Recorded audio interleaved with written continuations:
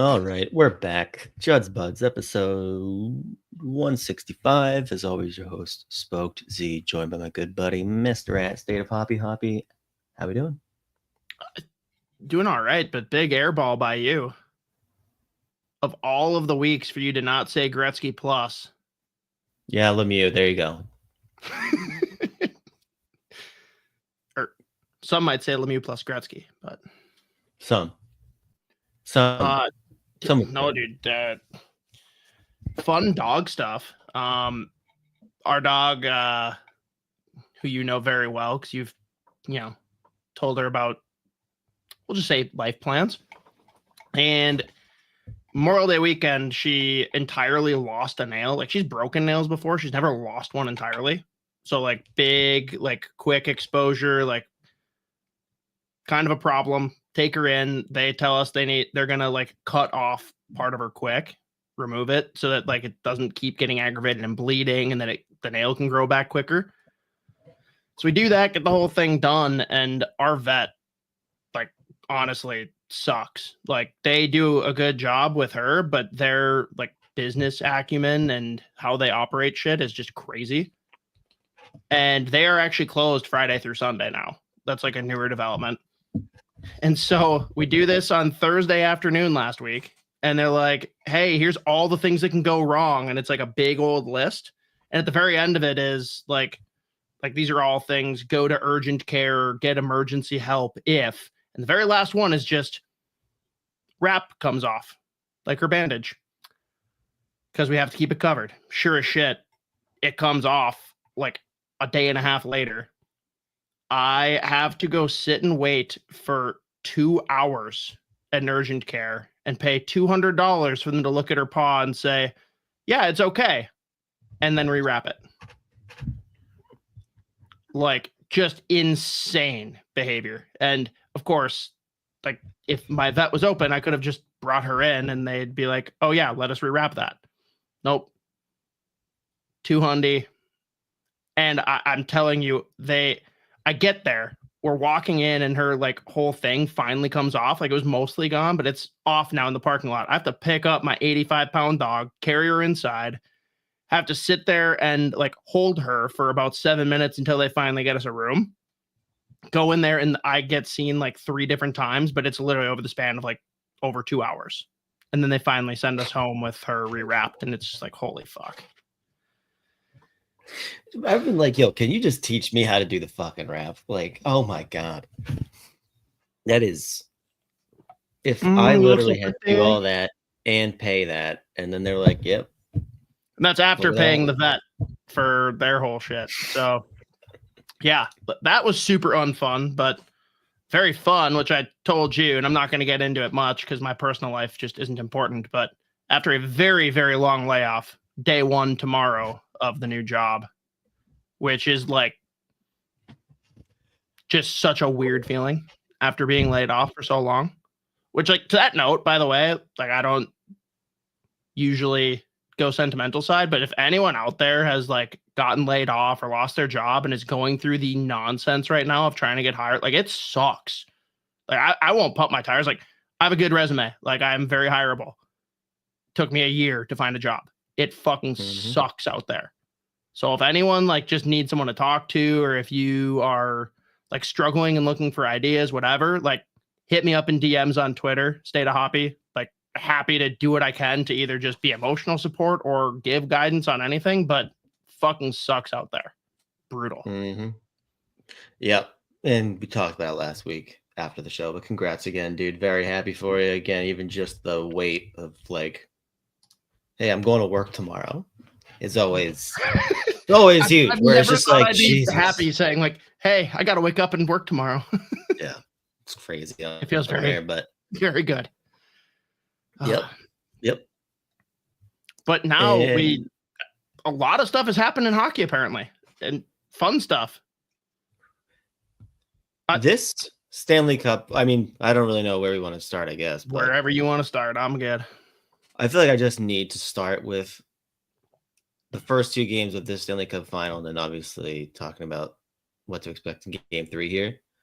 I don't remember a better start to a Stanley Cup in a very long time. These first 2 games have fucking ruled, and I usually kind of, like, want maybe a little bit more.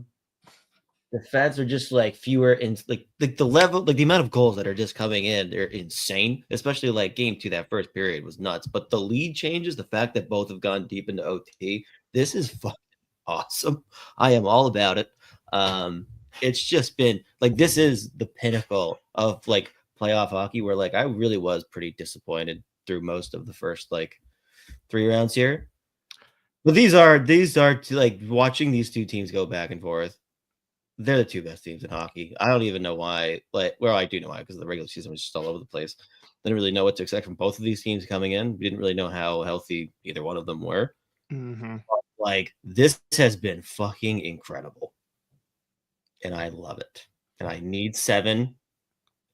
And it's, I think, coming out of Edmonton with the series tied at 1-1, like, it would have felt like a disservice if one of these teams was down 2-0, because they've just been awesome hockey teams. First, I just have to push back on past 3 series because I think the first series rocked. Like the first round of the playoffs, awesome. The middle 2, I can understand the disappointment. It's got to go 7, and it's been really fun. But the best development for me, I've said for a long time, and, like, this isn't talking shit. Like, they've got arguably the best hockey podcast out there, Spittin' Chicklets. I think Ryan Whitney is a notedly better guest than he is a host. He is actually, like, very funny and entertaining when he goes and jumps on with other people and talks hockey, but especially on Pardon My Take, where, like, the entire bit is that they think that McDavid's washed because he hasn't won the cup yet, which obviously they don't think that, but it gets him really riled up. And he even said, like, oh, Big Cat, I bet you don't want them to beat the Stars. It's like, oh, no, I need them to beat the Stars so that they can lose in 7 to the Panthers and have you really be crushed. And he gets all mad. He now has them locked into going to game 7 with him in Edmonton if that transpires. And they immediately flip to, yeah, we want Edmonton to win in 6 because we do not want to go to that city. And now he's, of course, riled up about that. Yeah, and their biggest argument against, no direct flights to Edmonton. That's a tough one. So, but no, I mean, the series as a whole, man, it is crazy because now these are, like, clearly the 2 best teams. Like, there were no upsets along the way. There was nothing crazy that happened. Like, no one largely picked these teams at the beginning of the playoffs besides people who said at the beginning of the year, one of those 2 teams, like, oh, I'm going to stick by my guns. Like, everyone else was going different directions because we didn't know about the injuries. We didn't know if these teams had another run in them after what they've done the last couple of years.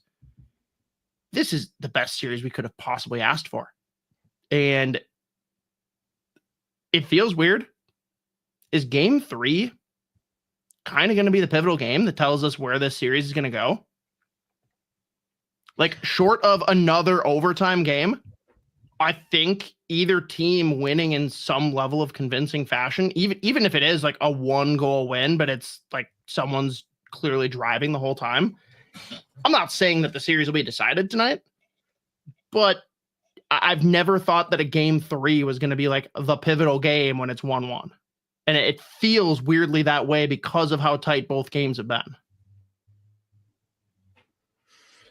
I actually go the other way where I'm like, I mean, sure, let's say Edmonton goes in there and just puts a boost to them, like 5-0. It's like, oh shit, like, it's gonna, like, change the temperament, obviously, but, like, just, there's been so many lead changes already, and, like, I mean, like, that first game, what was it, 2? It was like 1-0 in the first minute, then fucking Florida comes back, scores 2 quick ones. We gotta talk about Bennett in a second, because this shit is insane to me. How he is still getting away with all of this fucking nonsense and leading playoffs and, like, goals. Like, he's out of control. But I just think, like, even if there was, like, a big statement winning game 3, I still feel like either one of these teams, you have, like, Connor McDavid, who's legitimately that goal that or the assist that he had in game 2, what he did to Alexander Barkov and Aaron Ekblad was absolutely outrageous. Game 1, that little like backhand feather sauce pass through the crease. It was a Draisaitl to tie the game up too. Like it was like what he is doing is fucking insane.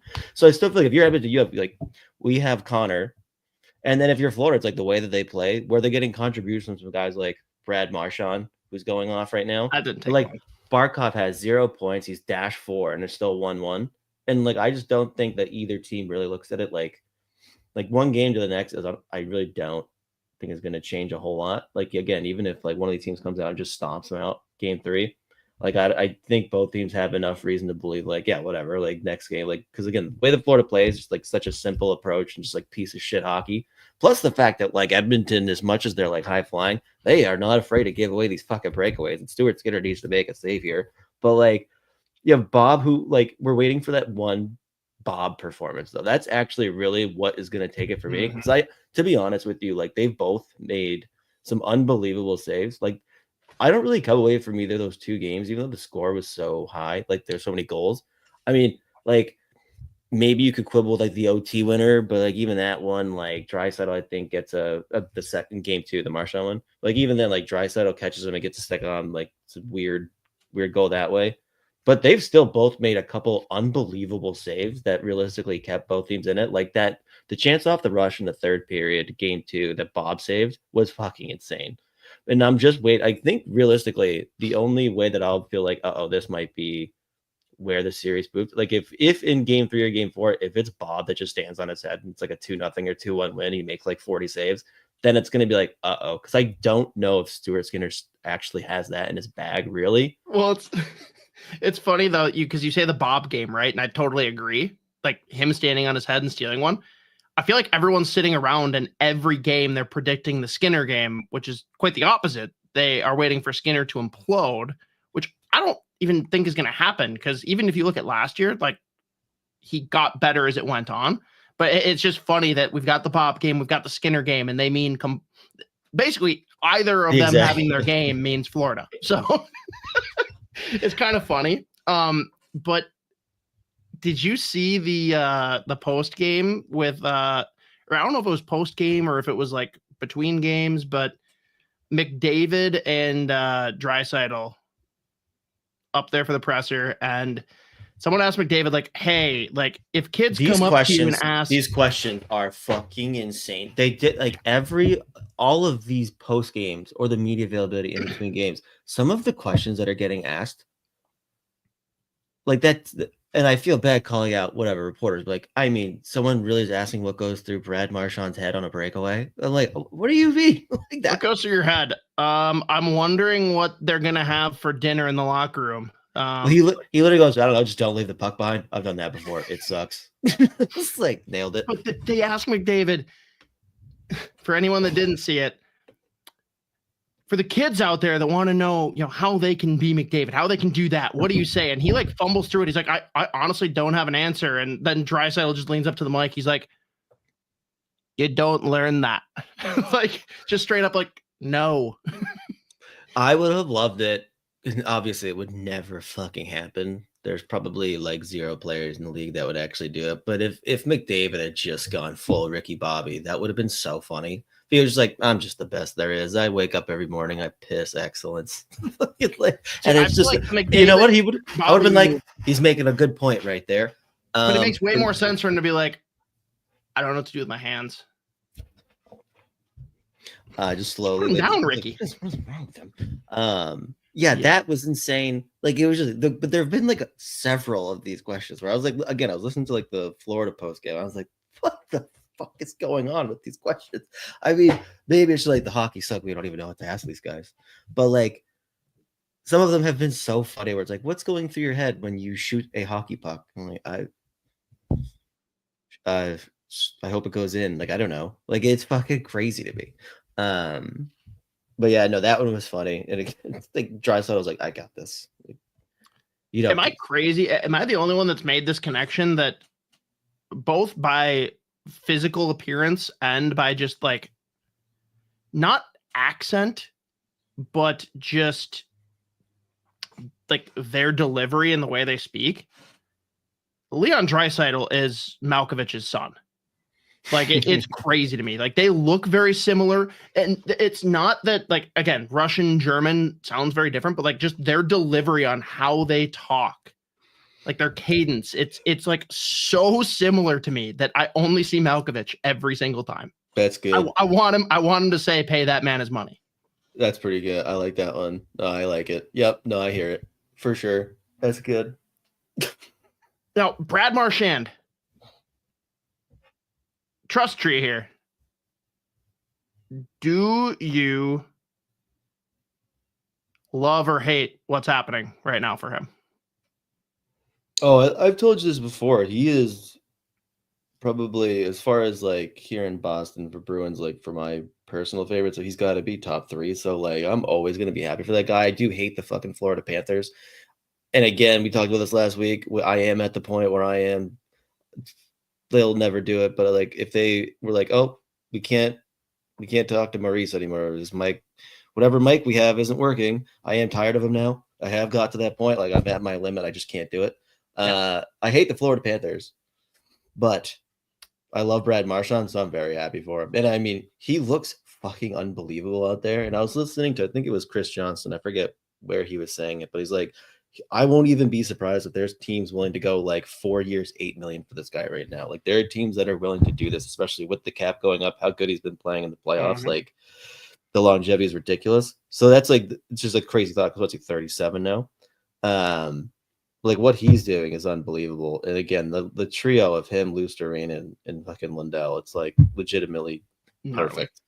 So I'm very happy for him. He like the last year or so in Boston, he did a ton of just look absolutely miserable because the team was just so shit.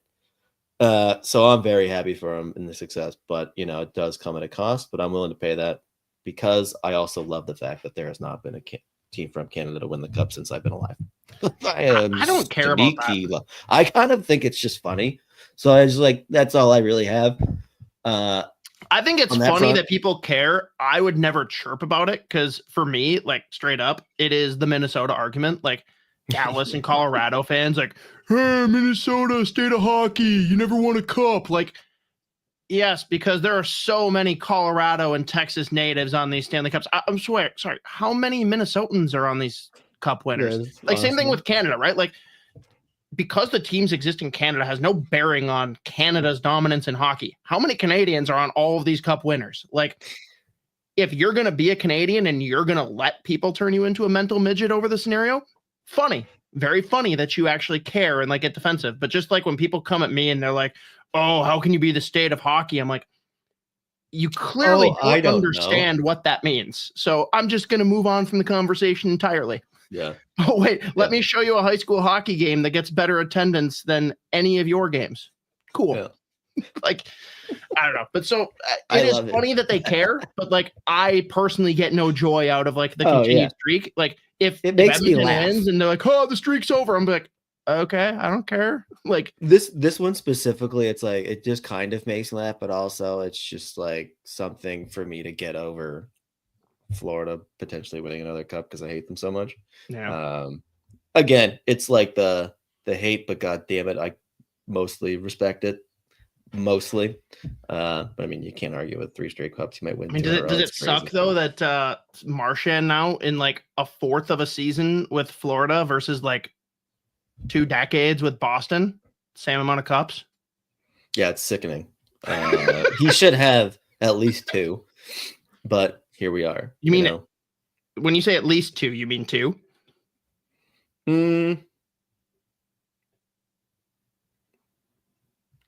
19 is really the only year you can fall back on and be like, that was a year we should have won. Yep, there's other years you like could have. 23. I don't know. You had to play against a wagon called the Florida Panthers, so yeah, I know. The day was an unbelievably disappointing 7 games. There was like but you won the President's Trophy. You can't win the cup. That's the rules. That is true. We didn't think about the rules here. Next time, maybe. No. Either way, long story short, though, very happy for him. I like it. Even my hatred for Florida, like my love for Brad Marchand massively outweighs the hatred I have for Florida Panthers. I mean, the Panthers have to be at most your third most hated team, right? Yeah, they're up there. Yeah. Like, would you say that they hit 3, or are they even outside of that? Yeah, they're probably 3. It's probably 3 at this point. Yeah, fair. Now, not a meme necessarily, but we'll go with a character arc comparison. Anyone come to mind for you with Paul Maurice compared to a TV series character? No. So I've got a couple Okay. that all fit the same mold. We're going to go with The Office, Parks and Rec, and did you ever watch Silicon Valley? Not really. Just a handful of episodes. Oh, you're missing out. Thing, that show rocks. Like, does not get nearly the credit it deserves. So we'll start with that one. Character by the name of Jin Yang. Parks and Rec, Jean-Ralphio. The Office, Creed Bratton. What is the similarity across these 3 characters?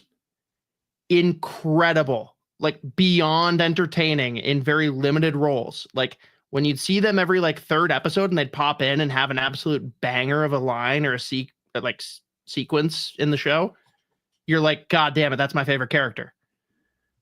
Show writers catch on. Give them more and more. Reaches the point where they just abuse it and ruin it. And that is Paul Maurice to me. Like, he was so entertaining in his post-game availabilities the past couple of years. And now he's just like taking in the limelight. He is milking it for everything it's worth, making it all about him, and I'm sick of it. I loved the early iteration of Paul Maurice. And he's given me so much Paul Maurice that I no longer enjoy Paul Maurice. That is Jin Yang, that is Jean-Ralphio, that is Creed Bratton. Yeah. I mean, that's pretty much what I was saying earlier. It also doesn't help the fact that this is their 3rd straight run of the Cup. And the way it's like that paired with the way that they play hockey. And if your team's playing them, you're like, God damn it. This sucks so bad. Yeah. I do like recharge at the start of the year just because I like go a whole summer without even fucking caring. So then like I appreciate it as the regular season goes on, but as the playoffs go, I'm like, oh, for fuck's sake. Like Jesus Christ. All right, we get it, bro. But one of the only other things I wanted to spend like maybe a couple minutes just talking about with this series in general, how the fuck has the league done nothing about the Sam Bennett and the goalie situation? There have been a couple that are like innocuous. He is, well, I guess Stuart Skinner is very lucky that Sam Bennett, I don't know, like fell the way that he fell on his leg, which was an accident. He's falling in different ways that he's getting pushed. He is somehow continuously landing with like his forearm going through the goalie's head or like on their knees and their legs. I don't know how none of the refs have done. Like, this was the first penalty he got for it, I think. Yeah. And they got punished on it, on that power play. I think that was the ridiculous fucking actual McJesus moment. I don't like, it's insane to me. And like, we've talked about this before with the Panthers in general too, like in the regular season, specifically with like Matthew Tkachuk and goaltender interference not existing, which including ones where he's like cross-checking goalies at the chest 2 seconds before the shot. Like, how the fuck does this goal count? But like, I'm going insane. And at some point the Edmonton Oilers are going to score. Corey Perry will be like skating through the crease and it's going to get called back for goaltender interference. And then the most annoying part of playoff hockey is going to happen where everyone's just talking about that. And it's going to be inescapable. It's going to drive me up a fucking wall. But it is crazy to be, not just because like it's happening so often, but it's like painfully obvious. And there's been one, like they called it once. And I mean, when he's falling on like the one against Kochekov in the last round, that was insane. Like he literally like dove through his face. And I'm like, at some point it's gonna like, we are teetering on the edge of like, he's going to really hurt someone outside like the Stolarz thing, which that oddly enough, that was when I was like, I mean, I don't even really know. That just looked weird. I don't know how that ended up with a fucking discussion, but I don't know. It's driving me nuts. That's all. So agree with the sentiment entirely. It is not solvable. How can you possibly correct this? Like, that's such a slippery slope to like subjectively decide whether someone's doing it on purpose or not, because he's smart. He doesn't do it on his own. The second he gets touched, he goes. Like, I think it's very smart, but I'm with you that it's dangerous and I don't like it. But like, how do you possibly take him and like pick which ones that are on purpose, right? Because then you got to apply that across everyone else. And it's like, at a certain point, you're going to have like an even bigger crease that no one can be inside of. I think like, that's the only way to protect the goalie. Well, here's the thing. It's literally just him. And it's like, I don't know you how don't one think guy people are going to take this and copy it? Huh? Well, I mean, we're in the fucking, we're about to have game 3 of the Stanley Cup Final. He's the one motherfucker that's doing this every fucking game. I'm not saying right now. Crazy. I'm saying like moving forward, like everyone's watching this happen. They're like, fuck, guess I got to do that. Which I mean would give you probably more reason if you're like a referee, be like, hey, we would have fucking watched this motherfucker in the crease. Because okay, it is literally him. Like, yeah. Listen, everyone gets into the crease, gets in the dirty areas, whatever. Like that shit happens all the time. But he's like falling on goalies' legs. Like it's crazy to me. And the fact that it's got called one is bananas, dude. Like and the time it got called is actually like kind of questionable. It like even like you say it's smart, but it's like I guess, but it's obvious. It's just him. I don't like it. Let's be clear. I'm not advocating for it. But if he's on my team and he's doing it, I'm like, fuck yeah. Like, yes, like, I'm not even talking about that. I'm just talking about the league's gonna be like, what the fuck is going on? And they don't. It's like the fact he gets the benefit of the doubt is what's crazy. He's the only one doing it this egregiously, and he goes to the media. The media after goes, "I'll be there all series long." It's like he's saying he's gonna fucking do it again. Like he just told you. It's insane to me. Stealing TVs. Look at me. Here. That is not me. It's so true. But anyway, it's just the fact that it pretty much happens reliably almost every game. And even the first goal the other night, he accidentally on purpose kicks that stick out of the crease and then falls into the goalie and scores. I'm like, this is fucking bananas, dude. But here we are. It's fine. Yeah. I guess everyone has to do that now. But anyways. Also, I did put in a $5 or $10 parlay to win 1,000. Barkov first goal, 2 shots on net. Rodriguez goal. And there was something else that was like, oh no, just a Draisaitl goal. Draisaitl goal. Which I was like, that's not crazy. 2+ or 2 exact? 2+ shots on goal for Barkov. But the big one's gonna be the first goal scorer. That is a big one. Yeah. But like it's not unreasonable. I was like, gotta do it. Gotta do something in there. But yeah, that's all I had on this series anyways. Anything else you wanted to touch on before we moved on? With this series, I don't think so. I'm just excited to see as many of these games as we can. Like not just because do we know if RNH is in? Is RNH in? Or is he still listed as a game time? Because that's another big one. If RNH and Hyman's out, they said he was gonna skate for like opening warmups or whatever, pregame skate. He didn't do anything crazy this morning, which I don't know if that's good or bad. Yeah, I didn't know. Yeah, it sounds very game time decision. Which because if they're down him and Hyman, Jesus. Like, yeah, that sucks. Fortunately, Connor McDavid counts like 17 hockey players in one, so that's all right too. That is fortunate. Other than just sounds like Sam Bennett's already up to like 10 million on his next contract, which is good for him. There are a lot of like people out there in Wildland that are like, yeah, you need to get a guy like him. Like that's sure it'd be great for the playoffs, but the Wild need a play driver, not that. Like, would you love to have him come playoff time? Absolutely. I don't think that that's the solution for the Minnesota Wild, though. In any way, there's so many things that people are saying out there about like what will and won't come back in trades. It's hurting my brain. We'll get into Wild stuff here in a little bit. Before we talk about hirings and firings for coaches, I'm throwing it into the chat here for everybody.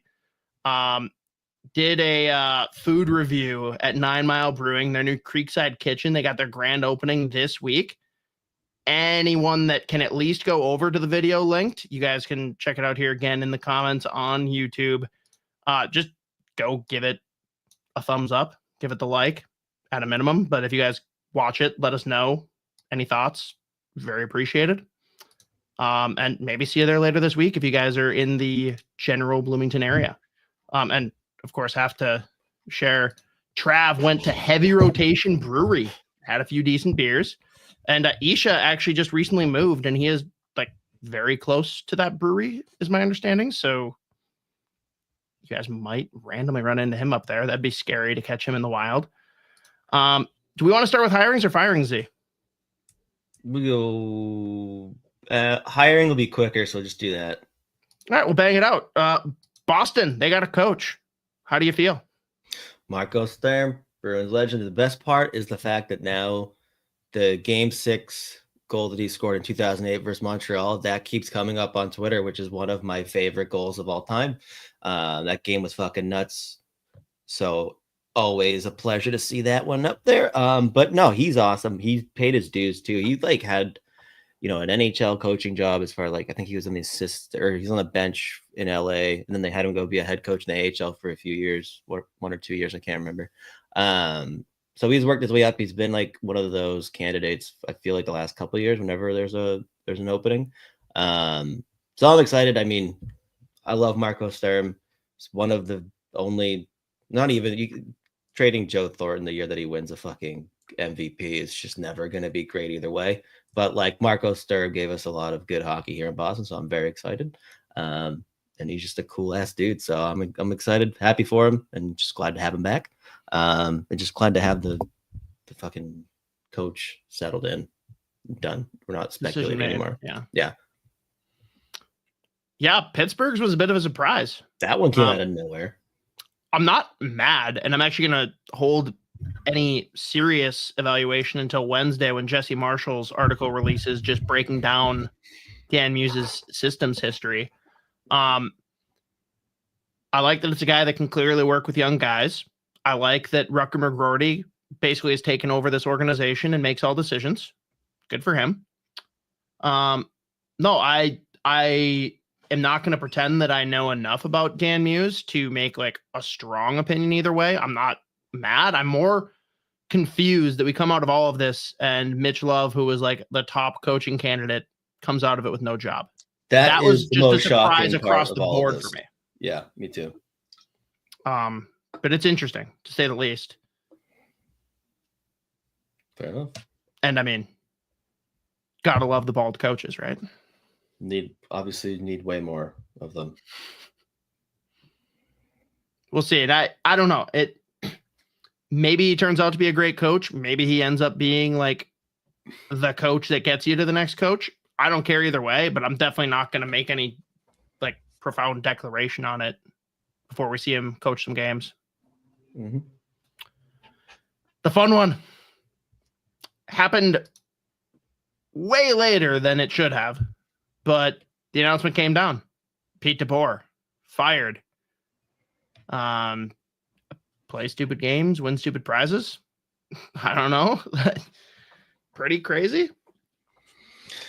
Yeah, and I mean, obviously, that series just was a complete shit show for them. I mean, I do think their problems probably are deeper than just DeBoer. Like that blue line's gonna. I don't think DeBoer was largely the problem at all.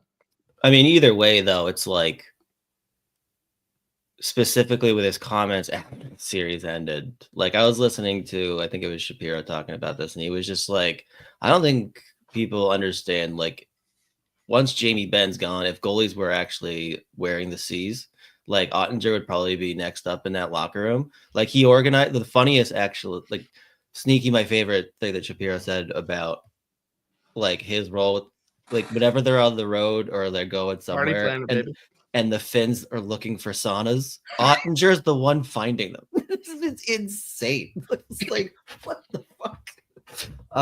But he is like a leader in that room. So the fact that like he came out that hard against them in the media, like 2 minutes after the game ended, was fucking bananas. And I mean, again, it's like they've got to the same spot multiple times and just not got the job done. I now wonder about, like, obviously now there's no coaching jobs open for him. But I mean, I would be shocked if, let's say, LA gets off to a bad start. Wouldn't be shocked to see Pete DeBoer over there. Colorado. He's got the I think history. Colorado is the most fun another outcome. one. Just given That his could be history chaos. of jumping team to team, Yeah. like him going to Colorado to then fuck with Dallas just fits hand in glove. Yeah, there you go. Yeah, those were the two. It was like LA, Colorado. I feel like have got the most traction, so we'll see. But I don't know. It's crazy when you see coaches with like such a good record. And it's just like, man, it really, we're getting to that point where it really is any good team. It's like regular season, whatever, get to the playoffs and fucking win. That's realistically all that matters. And just like the tenure for coaches are just like shrinking. Like it is nuts to know, like, there's guys that have been hired in the last 2 years. They're like top half as far as like longest tenure behind the bench with one team. It's crazy. Gotta address Cole's comment here. Did the Stars purposely wait until all the jobs were taken to fuck over DeBoer? That was my initial thought, and I thought it was hilarious. Like prime petty war candidate. I think it was Shapiro though that said when he was asked about it, like, the Dallas Stars do not like spending extra money. They are not happy that they have to be paying this coach over $4 million to not coach for them this year. Mm-hmm. There is no chance that they would try and prevent him from being hired somewhere so that they could pass off that money. So I don't think that's what happened, but it is a very fun way to choose to look at it. I was with you 100%, Cole, until I heard that. I'm just going to tell people that. But yeah. Another coach down, dude. It really is nuts. It's just like, if you're a good team, that's cool. If you don't win a cup, you're literally on the chopping block. I mean, every coach hired to get fired, everyone knows that, whatever. But like, it's just crazy. I think his overall win percentage in the NHL is like .630, which is insane. And he's been fired like 5 times, which like. It's just crazy. I don't know. That's how the NHL goes now. But we'll see how it goes. Very interesting. It might have been on the same interview with Shapiro, but the idea of a Robertson for oh yeah. Oh no. Now I lost his name. Defenseman in Calgary. Rasmus. What's his last name? Anderson. God, I had like, I wanted to call him Rasmussen because I had the son and I had Rasmus and I'm like, no, Rasmussen's wrong. Rasmus Anderson. I don't know how I lost that one. I love the construct of a trade like that because it's one that Dallas loses on paper, but like it's what they need and they have more firepower than they could ask for. And let's be real, I don't think Robertson is getting his next payday in Dallas just based on how the salary cap is stacking up over there. That would be a fun trade. I'd also love the idea of the Wild getting involved in some kind of trade there. That could be having Robertson and Kaprizov on the same team after the whole Calder nonsense could be very, very funny. Mm-hmm. They would also be a very fun tandem to have on your first line. Holy crap. Mm-hmm. But Dallas has to do something big to shake things up. They need to fortify their blue line. I don't know what that's going to look like. Nil has done a very good job. I'm not going to criticize anything, but I think they've got to try and you don't rebuild the roster, but you got to have like 1 or 2 big swings to try and make notable change at this point. Mm-hmm.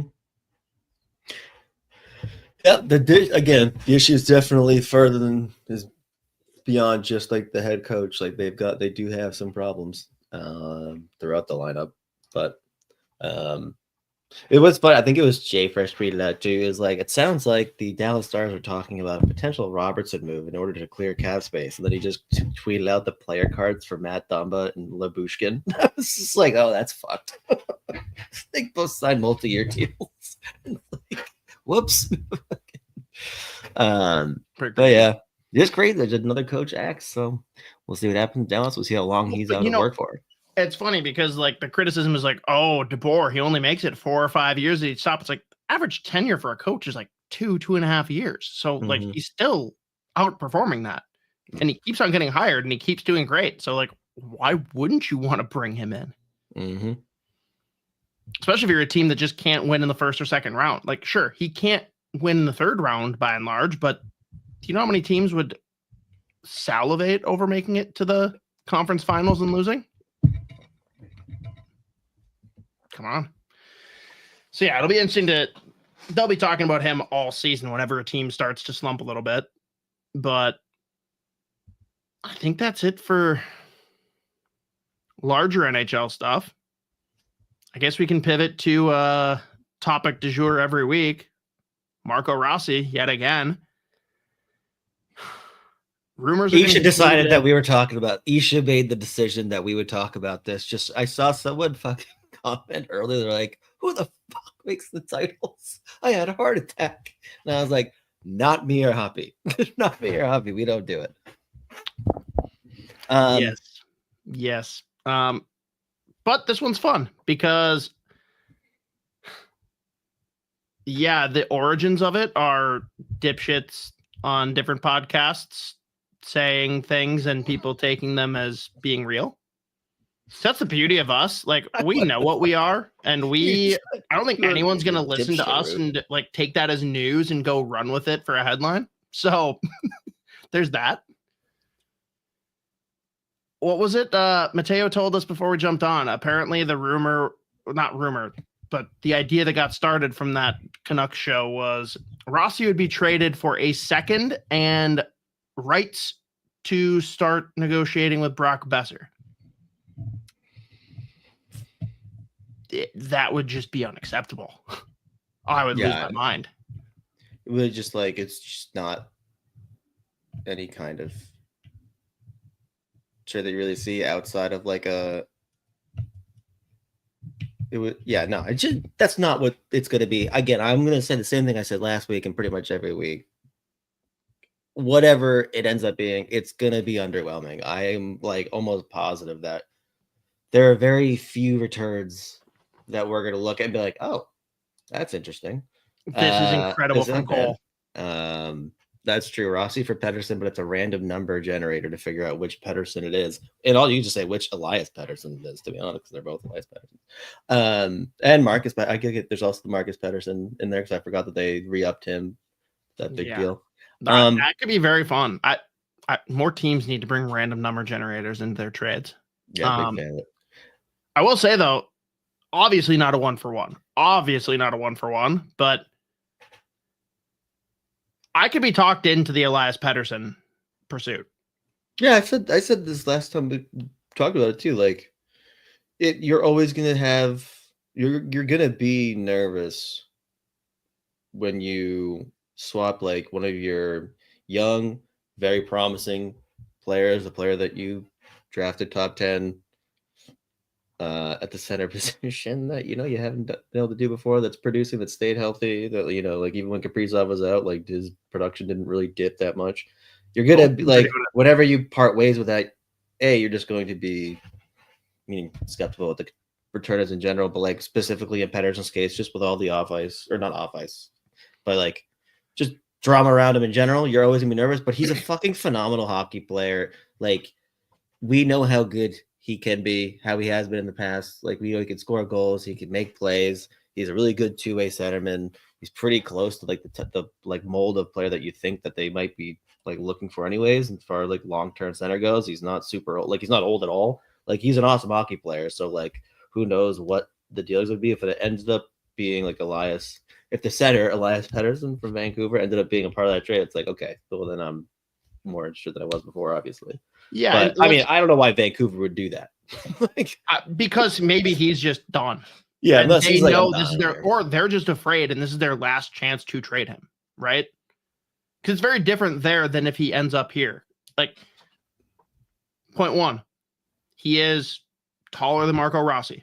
That's working strongly in his favor. Point number two, he is Swedish. We are basically a second Sweden here in Minnesota. Biggest one, number three, say what you want about Bill Guerin. Like, There are plenty of people that want to praise him, plenty that want to criticize him. He has changed the culture immensely here. And Elias Pettersson is spiraling in Vancouver because the locker room was at odds. Coming here, fresh start, good locker room, good culture to come into. He immediately becomes the second most talented player you've ever had behind Kaprizov. And guess what? The guy who reached for him and drafted him and believed in him is Judd Brackett. I would be all for bringing him here and taking that chance. If it fails and he's still just got whatever kind of mental demons he's battling, then I guess, oh no, we lost. But I like that more than the alternatives that we probably have out there to some form of Rossi trade. The real question is, what all do you have to add into the deal to make a Rossi or Pettersson type swap happen? Plus the fact that you would be absorbing that 11 point whatever $1 million cap hit plus whatever you're going to sign Kaprizov for. But think about it. We're talking about like making these deals to bring in, almost brought in Brock Nelson at 7.5. Bill Guerin would have fucking done it. I'll pay the extra 4 to bring in Elias Pettersson. Mm-hmm. Maybe you have to forego signing a Brock Besser, although maybe that makes him more inclined to want to come here and get a slightly more affordable deal if it means he's coming here with Pettersson. Imagine that. Oh, Vancouver would melt. It'd be so fun. The room is there if you want to prioritize that piece, which you got him as your 1C. You move Eck down to that second line. Him and Boldy drive one line, Kaprizov and Pettersson. You're not going to have many opportunities to add a player of that caliber, regardless of the risks attached. It's not a health concern. If it was, we're worried that he's going to be hurt, probably a different story, right? Yeah, I mean, again, my initial thought would be outside of Pettersson being like, I need to be traded. Like, this is just not happening. But I would be like, okay, that obviously makes the Marco Rossi trade significantly different. Because again, this whole time, my thought's just been it's going to be an underwhelming return, and I'm going to be really pissed off when it happens. Like that's the other thing too. Like the asking price, I couldn't even. I mean, Bill Guerin's asking price is different than the reality of what he can get. Right. So.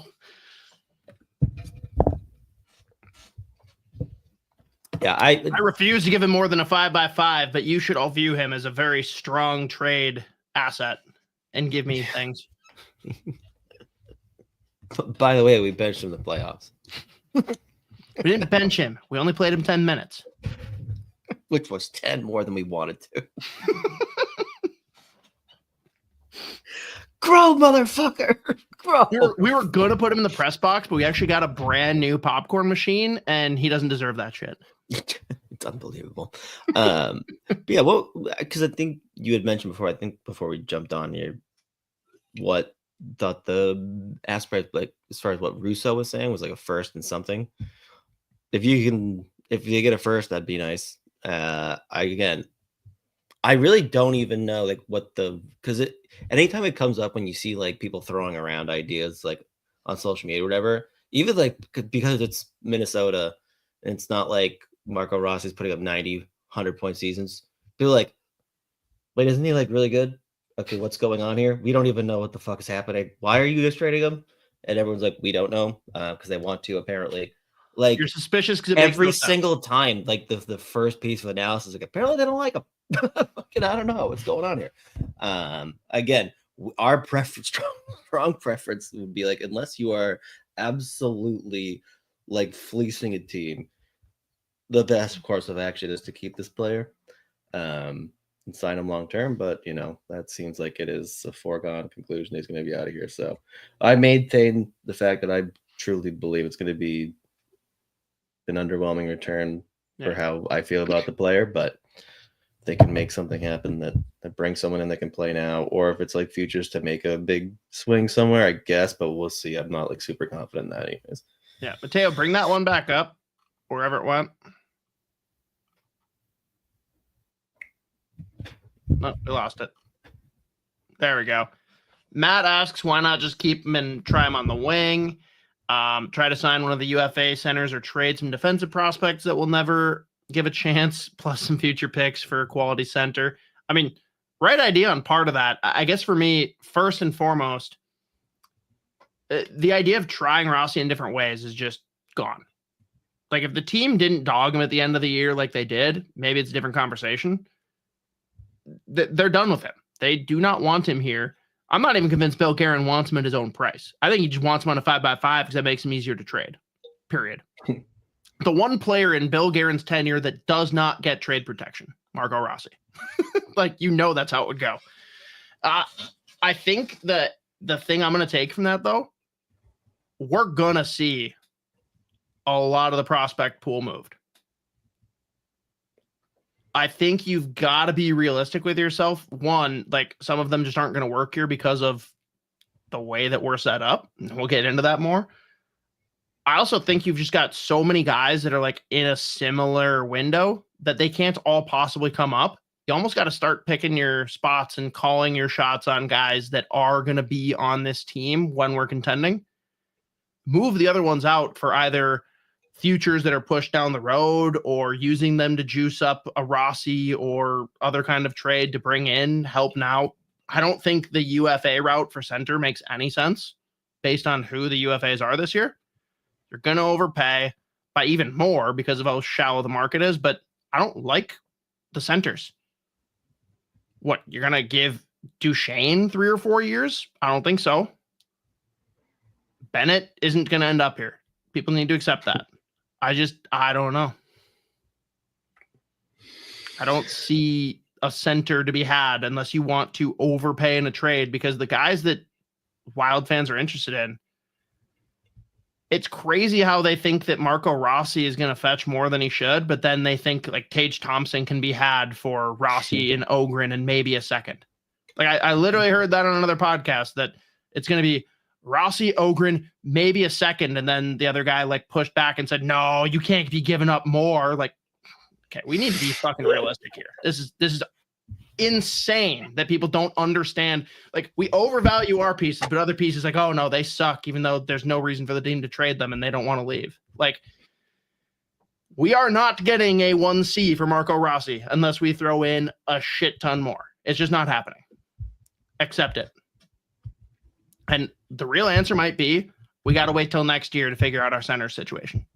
Mm-hmm. And that's okay if that happens. Don't do something drastic this summer and overpay a Matt Duchesne. And that, I just use him as an example because like he's a guy that I could at least see people talking themselves into. I don't hate the player, but if you're going to give multiple years and you're going to bring in a guy like that, who, let's be real, people want to say, oh, he's got familiarity with Hines. Yeah. He also got bought out when he was playing for Hines. Like, what are we talking about here? I don't know. I just don't see a center fix unless you are going to aggressively overpay. And I don't think anyone is going to be prepared for what that actually looks like. So yeah, we can move on. Marco Rossi, put to bed. Him for Pettersson, number generator straight up. Yep. I would roll the dice on that. That would be worth it, to be honest. It's like, and very funny. It's like the draft lottery show. You've got Rutherford and Guerin sitting there. You watch a neutral arbitrator, click the button for the generator, and we see which Pettersson is going. You've got all three Petterssons sitting there with Rutherford. Rossi is sitting there with Guerin, and as soon as it happens, the two guys switch sides, and then you move on. Highest televised NHL event outside of the Stanley Cup Finals. Easy. I'm in. Cole, brilliant. I love it. We do have to address this before we move on to the next one. Cam, you rock. Every week coming in with the super chats. Do we think Billy is actually coach and GM? Cheers. I'm convinced that he's at least 100% of the GM and at least half of the coach since his start here. Like, I think he brings in coaches that he can control. That doesn't mean they're bad coaches, and that doesn't mean that he makes every single coaching decision. I think Bill Guerin has plenty of say in those decisions that are being made. What say you? I mean, I'm probably of the opinion that there's less input from that. I mean, again, like roster decisions on like a day-to-day or like just like a in-game like shift by shift stuff. I don't think he's a whole lot, but I mean, Dean Evans talked about it when he was here too. He was like, I mean, they're meeting after every game as is. So I mean, plus you're as a GM that hired John Hines, like they're gonna be pretty close to like being in lockstep anyway. So I don't really know how much influence he has on like the coaching decisions, but as far as like whatever player personnel, yeah, I'd imagine. But like even that though, it doesn't really make sense for him to like we probably gonna move Rossi. Play him never. That's what we should do.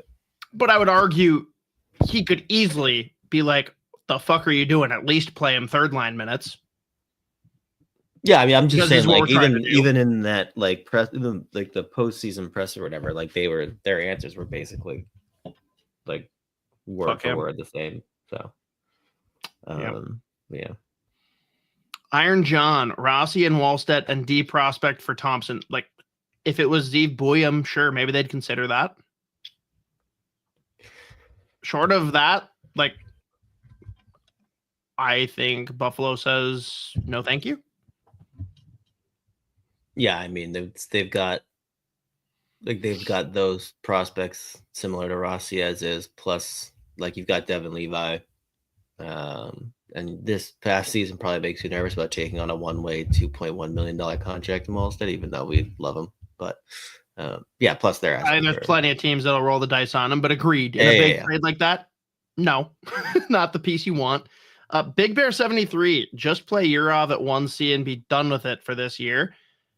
If we knew that he was coming in and he was ready to be an NHL center, I'm with you. But this is a guy that is coming from the KHL. It's a different game. We're not even positive that he's a center yet. Let's just pump the brakes and slow roll Urov coming in. If he's the 1C after the Olympic break, I think that could make a ton of sense. But to start the year there, unless he absolutely torches in camp, I don't see that being a likely outcome, but I'm not against it. I also think that if he's the first line center, Eck goes to 2C and Boldy is stapled to Eck. Like, I don't think Boldy and Kaprizov are on the first line without Eck. Not impossible, but I'd be surprised. Mm-hmm. Yeah, I mean, in that mold, though, outside of like necessarily just putting it as like Urov 1C, I do wonder about, do you have to go out? Let's say you move Rossi or whatever. Do you have to go out and spend money on a free agent or make that big trade that brings in for like day one? Or do you give yourself a little bit of flexibility to see how the season starts? Like, and again, whether that's Urov in like a top 6 center role, again, like it makes me nervous off right off the jump, but like I wonder if they're like gonna feel like they have to jump in and make that big splash right away for game one of the regular season, or if you'd like, because again, I don't love I don't think anyone loves this free agent class, specifically at the center position, but like outside of like any big trades that you feel like you could bring in a guy potentially long term that's going to fill that like top 6 center role. Like, I don't know, it probably doesn't even make a whole lot of sense to just like force it anyway. So may as well roll with what you got and see what some of the kids can do. I think that, and I also think that there are teams that'll be hard up that need to make changes, and you can take advantage of that via trade during the season. It's no guarantee, like you are rolling the dice, but I like that better than overcommitting on a guy that just doesn't even make sense. Mm-hmm. You know? Don't go square peg, round hole. And I love, too, that everyone's like argument is like, wait until next year. Look at all the great UFAs. It's like, they're all going to be fucking signed. Like, hey, McDavid's out there. No. Kaprizov's out there going to Chicago. Like, Eichel's out there. No. Like, these guys aren't going to be available. Let's be real.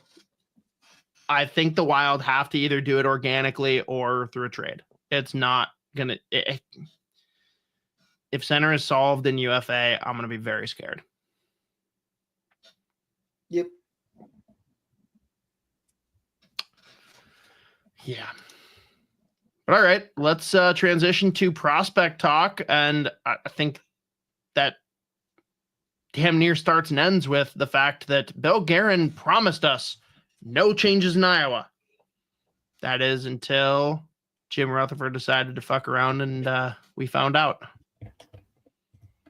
Broken clean, gone, assistant in Vancouver. We are now forced into the situation that most fans wanted us to be in, which is finding a new coach. The question is, who? Yeah, we'll see. I mean, imagine this was extremely unexpected, considering the fact it was like literally 2 or 3 weeks ago. There was like, yep, no changes. And then all of a sudden, boom, he's back in Vancouver behind a bench for the Vancouver Canucks. And like, congrats to him. Good for him. But now, obviously, this is just another decision they're going to have to make. And I mean, I think even Garrett admitted he was like, we don't have a ton of like candidates. We have a couple that we like, obviously. But I mean, I wouldn't be shocked if they just stay like in-house.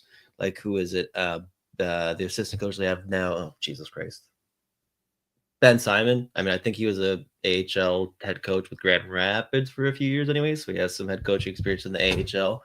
And considering the fact that it's like pretty condensed search and they haven't really ever done like a super wide search for like their AHL coaches, which I mean, maybe that's part of the problem.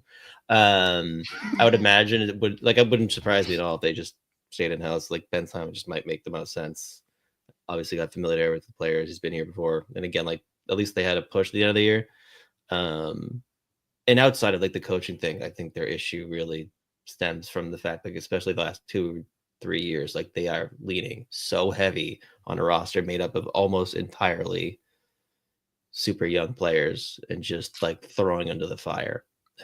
So we'll see what happens, but super unexpected. Again, because it was less than a month ago. It was like, nope, no change. Everything stay the same. So we'll see what happens. Matt Hendricks has a hell of a job ahead of him now, finding that coach if he really feels like doing a big search. But I would be surprised if they did. I got a name. You're probably going to laugh at me. He may or may not have coached Bill Guerin at one point. He may or may not have been wrongfully terminated this year from an NHL coaching job. He may or may not have a Stanley Cup on his resume. He may or may not have done an awesome job as an AHL head coach just a couple of years ago. Give me Dan Piles, my baby. Why not? Do it. Why not? Well, coaching in Coachella is way better than coaching in Iowa, just from a geographical perspective. Pretty sweet. I also don't know what the rules are. Does he have to forfeit his like money that's getting paid from Seattle if he's an AHL coach? Oh, if so, that's problematic. He's making millions coaching the AHL. Maybe Billy could strike a deal with them like, hey, pay him half of that and I'll take him off your books. They're like, okay. Hell yeah, dude. Hey, like there's a clear path for him to make it back to the NHL if things don't work out with Hines. There you go. And he is good with young players. Like he is a player's coach. It'd be awesome. Probably not going to happen, but it's a name I had to throw out there. Why not? But yeah, we'll talk about it more once the decision's made because I have no idea like who they're looking at as potential candidates, but we'll see. It's interesting. Any prospects really want to talk about? There's not really much to get into on that front. So maybe we just jump to the scouting combine, which Mateo has this graphic thrown up. I'm just going to one-up him here, and we're going to throw it over to someone in the Minnesota Wild front office addressing this very interesting combine question from Montreal. If you were stranded in a desert with someone with only a bottle of water and a baseball bat, and you can't share the water, and the other person takes the water first, what do you do with the bat? I feel like I might be in another team's combine interview right now. Can you guess which team? I know the team. It was certainly water bubble conversation last week in Buffalo. What? So tell you what, I don't even need your answer. I want to know, what is a team trying to get out of a player with that question? You know what? I don't believe there's some deeper intent, maybe other than just to make the player feel comfortable, right? Get them out of their rehearsed, canned answers, make them smile, make them fidget a little bit.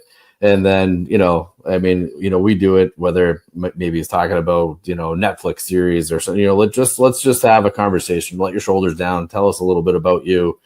I know, the answers of you've been prepped and some of what's coming at you, but let's have a candid conversation. We only get 15 or 20 minutes here. So I assume that's probably just to make them squirm a little, get out of that, looking in the mirror. I've rehearsed this answer for weeks now, and I'm going to deliver this perfectly on Combine Day. But it's always entertaining. We typically actually ask the players, what is it? What's the question this year that you're getting that's that is so outlandish? You got to tell us about it. So everyone tune in Wednesday. Judd Brackett, second appearance on Fellowship of the Rink. He's just awesome. I don't know what else to say. Yeah. He just rocks. What a crazy fucking question. Like, I love it, but what? I think so. Before I saw that clip, obviously I had read that this question was asked, and I was already leaning towards they're not actually wondering what the answer is going to be. It really is, because I forget who I was listening to, but they were talking about this. And they were like, honestly, the amount of preparation that goes in to these interviews from the players has essentially ruined it, where they're like, we already know, they know what we're going to ask. We know 95% of what they're going to say. So we're really not really getting a whole lot. So usually right when they come in the room, they'll try to do something where it's let's just throw them off a little bit and have them chill out and go off script a little bit. Like Bill Guerin popping out from behind a curtain, in the middle of a fucking interview. That's always a good one too. Just to bring it back to Minnesota, but it is funny where it's realistically, the only thing that matters is the answers that we get to see after the fact.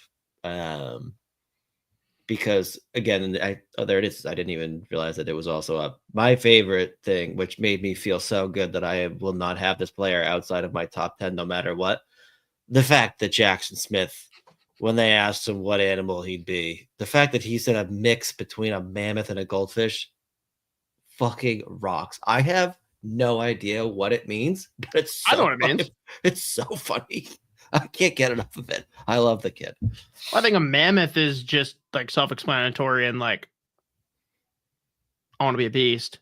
Goldfish, I think he stole from Ted Lasso. Oh, short memory.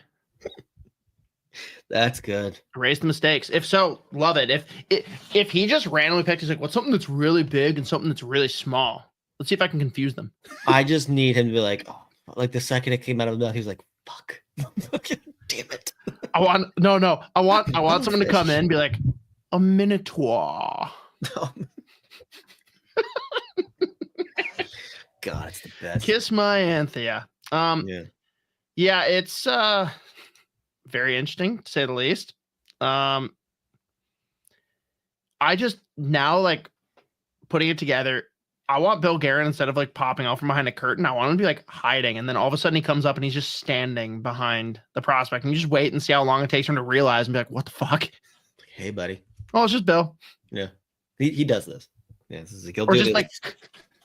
Have you seen the Will Ferrell demo reel for SNL to his application basically to be on SNL? Mm-hmm. Where he's the cat. Yeah. You just got Bill on the ground, just pretending to be a cat. What the hell is going on here? Please don't draft me. Please don't draft me. I'm out. I want nothing less than to be drafted by you guys, please. It appears we've already got this year's Beckett Seneca, by the way.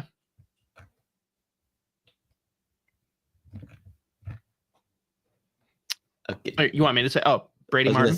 Yeah, so Brady Martin, I know, is already coming into, especially after his performance at the U18s for Team Canada. He's been someone that's been climbing the rankings for prospects in this draft class pretty much all year. But after the U18s, and now that for post combine, there were a ton of teams that love everything about this kid. I mean, he's a center with decent size. He plays like a lunatic. He hits everything that moves. He's also just got a phenomenal personality. He told teams that he wasn't going to be at the draft like in person to like beat them because he's staying at home to watch so he can work the farm at home.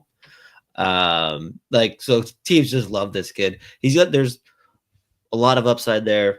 Interesting player, and we'll actually be talking about him in a little bit. But I mean, I know like Cam Robinson was saying like he wouldn't even be surprised, like based on what he's heard about some of the interviews and what teams really liked him. He wouldn't even be shocked if he ends up at like going 4 to Utah. Everyone has said 4 Utah. I'm gonna raise that, and I'm gonna say that he matches Seneca 3rd overall. I think Chicago Galaxy brains it, and everyone's talking about how they can't draft a small center. This guy's literally the guy that everyone's trying to draft to be the guy that gets you through, like the playoff, like battler. And it's exactly what Chicago needs with all of their like good youth skill, right? Why not take him at 3? Yeah, no, I think Chicago is going to make things interesting at 3 because I think there's a few different directions that they could go. They want to trade up so fucking bad. And it's like, and that's the conversation too, where if like, let's say they go somewhat off the board and take a kid like Brady Martin or 3 or something, like given the premium at the center position and how many of them are like really climbing again, the rankings, like potentially be like a top 10 candidate. This is where like a kid like Porter Martone, we could see slide past like 5. I don't think that'll actually happen, but it becomes a possibility. Like when Higgins and Martone both could. Yeah, I think Higgins probably will. I know Nashville really likes Higgins, but we'll see what happens. But I think this is a draft where you could see a few different teams. Like they're going to say they went for the best player available, but you could really see a couple teams potentially going for more of a fit type thing, or like the physical profile. And I get it for some of these teams, but I don't know. But yeah, no, Chicago, I feel like could really start making things interesting at 3. Yep. And then we've got Roger McQueen, who basically has come out and said he is completely healthy, no issues whatsoever. Everyone's saying the highest they can see him going is 4. Like, It sounds like Utah is just where everyone's like, yeah, who knows what the fuck they're going to do. Like, yep. If you know McQueen has a clean bill of health, where are you ranking him? I'm probably closer to like 8, 9, 10. Because I mean, we can say like, yeah, clean bill of health, but like it's impossible. Right. So you're basically cheering for him to go early so that it just pushes everyone 1 notch down for Boston to have a better pick. I mean, like he's one of the players where it's going to drive. I mean, it drives me nuts that we didn't get to see him be fully healthy this year because there's so much there.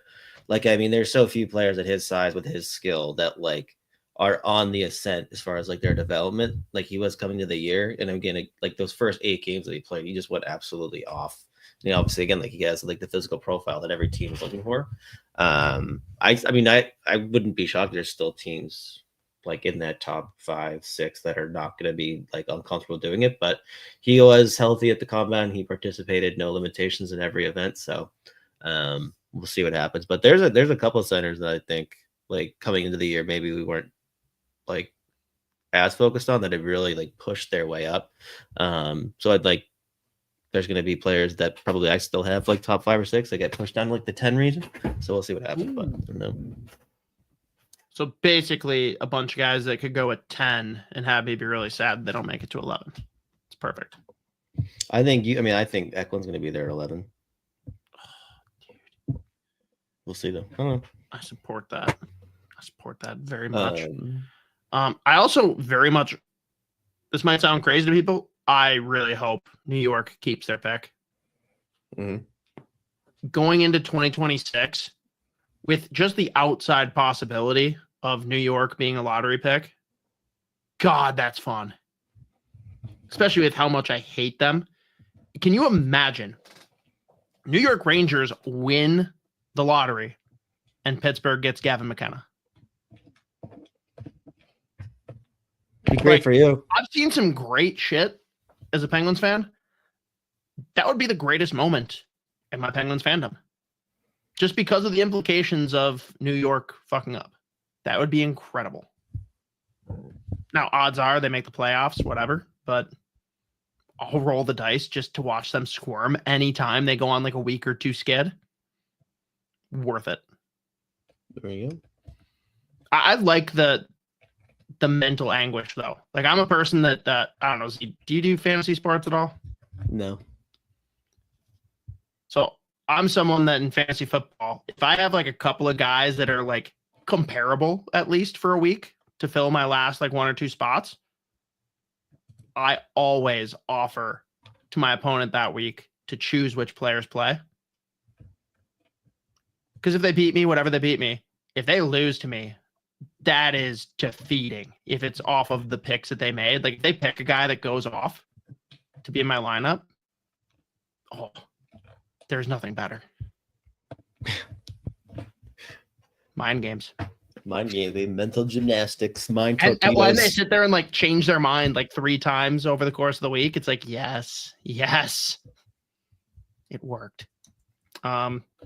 Anything else from the combine that you want to, I don't know if there's a real from it. I mean, other than Matthew Schaefer is pretty much cemented as the number 1 now, with everyone being about his the way he carries himself.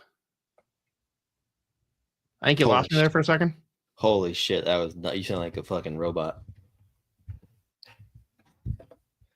I heard about the Schaefer thing. I mean, Schaefer is solidified as the number 1 pick now, just because everyone is like goo goo gaga over the way he carries himself and how mature he is.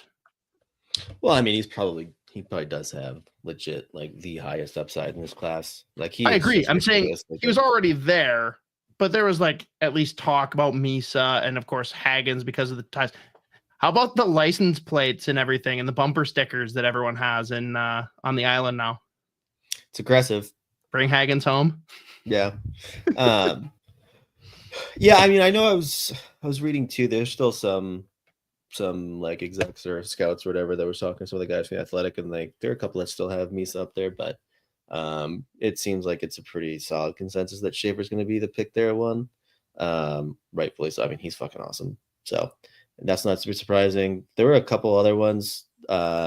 Someone that may end up sneaking into the first round here, like William Horkoff from Michigan, youngest player in college hockey this year, looked really good when he finally came in. He's a big center, 6'4", just under 6'5", 200 pounds, and he set the record for the horizontal jump with like 124. I just had it up. 124.75 inches. It's the longest that they've ever tracked. Last year, EJ Emery set the record with 123, so he was very excited to beat him there. So that's always fascinating.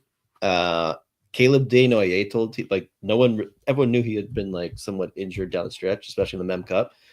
Injuries to both his wrists on the stretch where he stopped playing center, stopped taking as many face-offs. So the fact that he just went Q Player of the Year, went off in like the playoffs, and even then was still like even not at 100%, but still playing fine in the Mem Cup. The fact that like probably going to need surgery at some point, but the double wrists are like that both were hurt is crazy. And is that the guy you want in Boston?